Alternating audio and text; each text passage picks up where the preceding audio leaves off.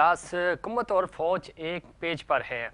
हुकूमत को महंगाई का एहसास है और महंगाई को कंट्रोल करने की हर मुमकिन कोशिश कर रहे हैं, लेकिन महंगाई है कि कंट्रोल होने का नाम नहीं ले रही। वज़ीर-ए-आज़म ने आज फिर इस चीज़ पे ज़ोर दिया कि तमाम जो MNA MPs हैं वो अपने अपने हलकों में जाएं और अपनी कारकर्दगी को बेहतर करें और अवाम में रहें। दूसरी तरफ अपोजिशन बार बार ये मुतालबा कर रही है कि कबल अज़ वक्त इलेक्शन हो और इलेक्शन की आवाज़ एक बार फिर सुनाई दे रही है। क्या वज़ीर-ए-आज़म इसी चीज़ को लेकर संजीदा हो रहे हैं और वो अपने MNA MPs को ये कह रहे हैं कि आप हलकों में जाएं और ताकि इलेक्शंस की तैयारी हो सके, लेकिन कबल अज़ वक्त इलेक्शन जो हैं वो होते हुए नज़र नहीं आ रहे हैं, ऐसा कहना है सियासी तज्ज़ियाकारों का, जो सियासी पंडित्स हैं। और ख़ुद चूँकि अपोजिशन जो है वो इस वक्त अपने नैब से केसेस के में रिलीफ चाहती है, तो ये कैसे मुमकिन होगा कि वो हुकूमत के ख़िलाफ़ कोई तहरीक लेके आएँ। लेकिन इन तमाम इश्यूज़ में सबसे इम्पॉर्टेंट जो डेवलपमेंट है वो है बलूचिस्तान इस वक्त चूँकि सियासी बहरान का शिकार है। जाम कमाल साहब ने वज़ीर-ए-आज़म से मुलाकात भी की और उसके बाद उन्होंने यकीन दहानी की, कमाल साहब डट गए हैं कि वो मुस्ताफ़ी नहीं होंगे और बलूचिस्तान को वो लीड करेंगे। लेकिन हमने ये भी देखा कि माज़ी की अगर हम बात करें तो बलूचिस्तान का जो बहरान होता है वो इस्लामाबाद का रुख करता है और इस्लामाबाद फिर हिल के रह जाता है। क्या इस बहरान के पीछे भी किसी बड़े तूफ़ान का पेश ख़ैमा हो सकता है? ये बहरान ये देखना बहुत ज़रूरी है, या मौजूदा हुकूमत और जो उसके पीछे थिंक टैंक्स हैं वो इसको हैंडल कर लेंगे। सिचुएशन काफ़ी ख़राब है चूँकि पहले ही पाकिस्तान तहरीक इंसाफ पे दबाव है, ख़ास तौर पे जो DGISI का मामला था उस वाले से प्रेशर है, और साथ ही साथ चूँकि अपोजिशन PDM तहरीक चलाने के लिए एक बार फिर मुतहर्रिक हो रही है। अगर ये तहरीक चलती है तो क्या हुकूमत को टफ़ टाइम देने में कामयाब हो पाएगी ये या नहीं। और दूसरी तरफ चूँकि मुस्लिम लीग नून बड़ा जारहाना रवैया इख्तियार किया हुआ है मरीम नवाज़ ने ख़ास तौर पे, और चैलेंज कर रही हैं वो वज़ीर-ए-आज़म को, और नून लीग की तरफ से ही ये मुतालबा भी देखने में आया कि इलेक्शन जो है वो कबल इस वक्त होने चाहिए। ये मुतालबा मुस्लिम लीग नून क्यों कर रही है, नून लीग से ये भी पूछेंगे।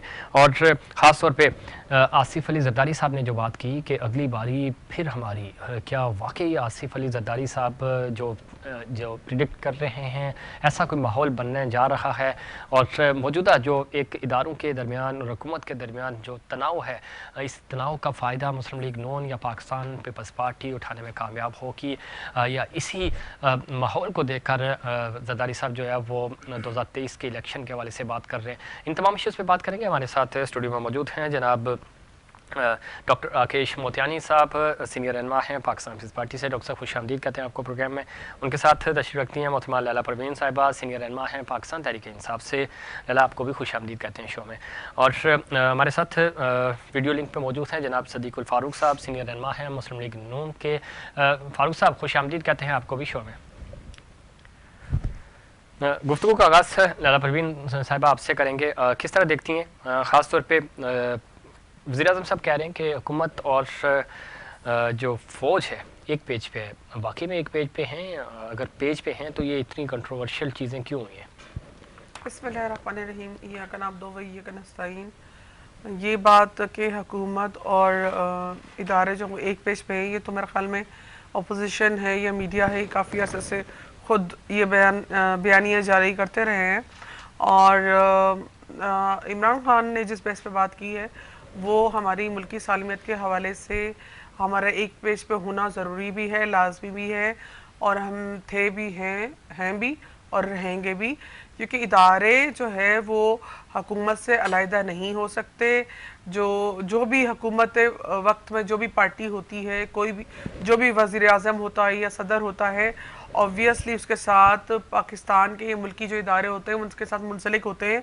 और ये बेइंतहा ज़रूरी होता है कि वो जो इदारे हैं और जो हुकूमत ہے وہ ایک پیج پہ ہو. بالکل ہے، اگر ایک لیکن پیج پہ نہ ہو ڈی جی تو آئی کے معاملے پہ جو مسئلہ بنا اس پہ تو کمیونیکیشن گیپ آیا نا، تو اس کی کیا وجہ بنی؟ دیکھیں یہاں پر کوئی مسئلہ نہیں ہے، یہ آپ لوگوں کو آپ لوگ بنا رہے ہیں اس کو مسئلہ، اور آپ اس کو بڑھا رہے ہیں کہ یہ مسئلہ نہیں ہے. دیکھیں یہ ہوتا ہے، ہمیشہ ہوا ہے، ڈسکشن ہوتی ہیں. اور آپ کو یاد ہوگا میاں محمد نواز شریف صاحب کے دور میں جب بات ہو رہی تھی، جب پرویز مشرف کے حوالے سے لوگ ان کو منع کر رہے تھے اور بہت ساری بحث اس وقت ہو رہی تھی، تب بھی انہوں نے ڈیسیجن لیا تھا اپنی، وہ چاہے ان کے بعد میں ان کو لگا کہ وہ غلط تھا، مگر اس طرح کے ڈیسیجن جو ہے وہ ہر حکومت لیتی ہے اور ٹائم بھی لگتا ہے. اور یہ بہت بڑا ایک آپ کو پتہ ہے کہ بہت بڑا ایک کام ہے ملک کی سالمیت کے حوالے سے، یہ سوچ سمجھ کے کیا جاتا ہے. بالکل سوچ سمجھ کے کیا جاتا ہے. یہی ہماری بھی بات ہے. آپ میڈیا پہ تنقید کرتے ہیں،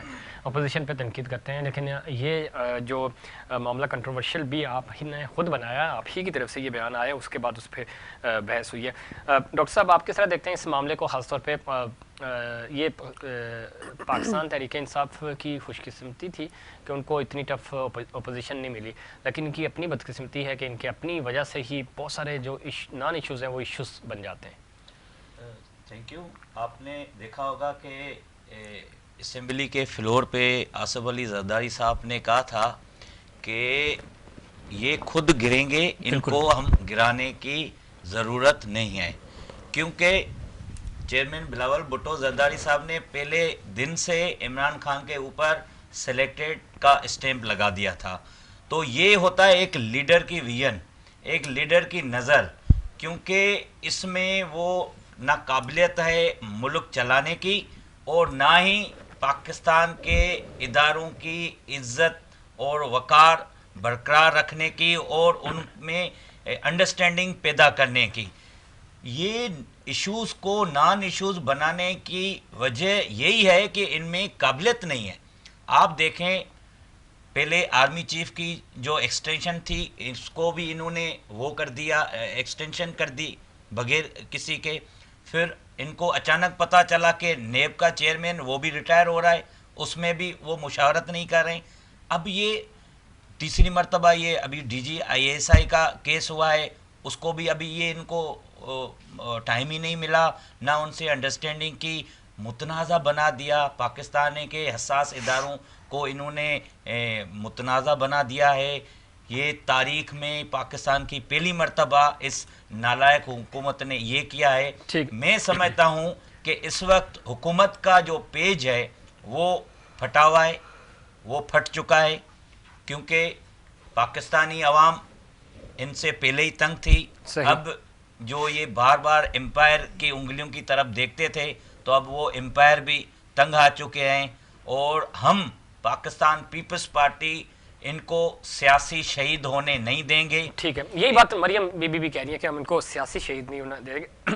مسلم لیگ نون کا موقع بھی لیتے ہیں. صدیق الفاروق صاحب ہمارے ساتھ موجود ہیں. صدیق الفاروق صاحب کس طرح دیکھتے ہیں جس طرح ڈاکٹر راکیش موتیانی صاحب پاکستان پیپلز پارٹی سے اور لیلا پروین صاحبہ ہمارے ساتھ موجود ہیں پی ٹی آئی سے. ڈاکٹر صاحب بھی یہ کہہ رہے ہیں کہ ہم سیاسی شہید نہیں ہونے دیں گے وزیر اعظم پاکستان جناب عمران خان صاحب کو. مریم بی بی نے بھی کل بڑی زبردست پریس کانفرنس کی تھی، اس میں بھی وہ یہی بات دہرا رہی تھی. کس طرح دیکھتے ہیں یہ معاملہ کیوں مس ہینڈل ہوا؟ اور واقعی میں جس طرح زرداری صاحب کہہ رہے ہیں کہ ہم پہلے ہی کہہ چکے تھے یہ حکومت ہے ہی نااہل. بسم اللہ الرحمن الرحیم. بہت شکریہ. پہلی بات تو یہ جو بی بی پروین صاحبہ نے فرمائی ہے کہ مسئلہ کوئی نہیں، ایسے ہی لوگ بنا رہے ہیں مسئلہ. تو میں یہ عرض کروں گا کہ فواد چودھری صاحب کی پریس کانفرنس دیکھ لیجئے اور وزیر اعظم کے معاون خصوصی کا بیان آپ سن لیں. وہ یہ کہتے ہیں کہ آئین کے مطابق حکومت کر دے گی. تو پھر اس کا مطلب یہ ہے کہ جو کچھ ہوا 6 اکتوبر کو وہ آئین کے مطابق نہیں تھا. آج تو مطلب ہے 14 ہو گئی ہے نا جی. تو اتنے دنوں میں جو کچھ ہوا تھا آئی ایس پی آر کی طرف سے وہ آئین کے مطابق نہیں تھا. پھر وہ یہ بھی کہتے ہیں کہ فوج کا بھی وقار ہے اور اختیار وزیر اعظم کا ہے اور وزیر اعظم بھی ربر سٹیمپ نہیں ہے. تو میری جان اور میری بہن، میں ان کو کہوں گا کہ مسئلہ آپ کے اندر موجود ہے. ہم نے کب کہا تھا کہ آپ آئی ایس آئی کے چیف کو تبدیل کریں یا نہ کریں؟ آپ یہ کریں یا نہ کریں، ہم نے تو یہ نہیں کہا تھا. ہم نے آپ سے یہ کہا ہے کہ آپ ناکام ہو چکے ہیں، آپ عوام کو سستی اشیاء خور و نوش نہیں دے سکے، آپ سے گورننس نہیں چل رہی، آپ ایک ایک صوبے میں 6-7 چیف سیکرٹری تبدیل کر رہے ہیں، 6-7 دفعہ، اور 6-7 آئی جی تبدیل کر رہے ہیں، بین الاقوامی خارجہ امور میں آپ ناکام ہو چکے ہیں، بالکل تنہا کر دیا ہے آپ لوگوں نے، زراعت کو برباد کر دیا ہے، صنعت کو تباہ کر دیا ہے. جب امپورٹس بند کر دی تو آپ نے کہا جی بڑی کامیابی کہ وہ جی ہم نے تجارتی خسارہ ختم کر دیا. اب آپ کا 3 مہینے کا تجارتی خسارہ، یہ پرسوں رپورٹ آپ کے اسٹیٹسٹکس شعبہ شماریات نے جاری کی ہے کہ 11 ارب 56 کروڑ ڈالر 3 مہینے میں آپ کا خسارہ ہو گیا. گندم کا آپ نے نعرہ لگایا کہ جناب ہم نے بمپر کراپ ہوئی ہے 1 کروڑ 2 لاکھ ٹن، اور 20 لاکھ ٹن آپ امپورٹ کر صحیح. رہے ہیں. ملک کی ضرورت جو ہے وہ 55 لاکھ ٹن ہے. اگر 55 لاکھ ٹن ہے اور 1 کروڑ 2 لاکھ ٹن تو 47 لاکھ ٹن تو فالتو پڑی ہے، پھر ٹھیک. 20 لاکھ ٹن منگوا رہے ہیں. تو مختصر یہ کہ نہ آپ سے قیمتیں کنٹرول ہو رہی ہیں، نہ آپ سے صنعت چل رہی ہے، نہ آپ سے گورننس چل رہی ہے، نہ بالکل فاروق فارن صاحب بالکل پالیسی ٹھیک کہہ رہے ہیں چل آپ، رہی اور پرائم منسٹر نے آج اس چیز کو دوبارہ ریپیٹ بھی کیا. وہ کہہ رہے ہیں کہ مہنگائی کنٹرول کرنے کی ہم کوشش کر رہے ہیں، اور آپ نے کہا کہ جی ہے. میں بمپر تو 2 جملے بمپر عرض انہوں نے کر دوں، مہنگائی میں کرنے میں 2 لگایا جملے ہوا عرض کر دوں. ہے. جی جی یہ انہوں نے یہ کئی دفعہ کہہ چکے ہیں، یہ کرونا سے پہلے ناکام ہو چکے ہیں. ٹھیک. کرونا ہم سے 2 جملے سن لے میرے. کرونا پاکستان کے مقابلے میں 10 گنا زیادہ شدید آیا انڈیا میں. صحیح وہ تو مردے جلا نہیں سکتے تھے، انہوں نے تو قبریں مسلمانوں کی طرح دفن کرنی شروع کر دی اپنے صحیح. مردے. لیکن ان کی جی ڈی پی 8.5 ہے.